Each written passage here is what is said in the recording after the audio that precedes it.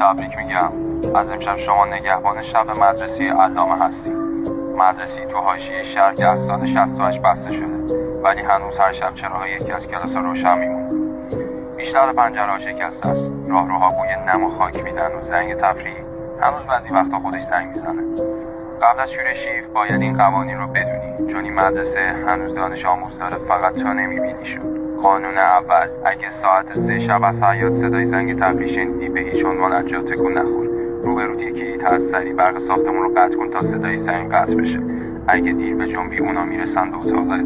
قانون دوم: هر شب باید کلاس‌ها رو بررسی کنی. اگه توی یکی از کلاس‌ها دیدی یکی نشسته رو نیمکت و سرش رو میزه، نزدیکش نشو، هیچی ازش نپرس. اون سال هست که فکر میکنه اونجا حبس شده.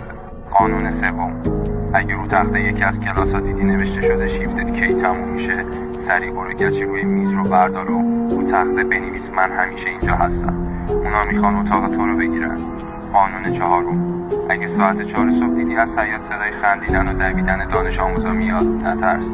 فقط چند تا دانش آموزن که دارن ورزش میکنن. فقط یه توپ بردار و ببر بذار وسط زمین و فوراً برگرد سمت اتاقت. اگه سوالی داشتی ازم بپرس. موفق باشی.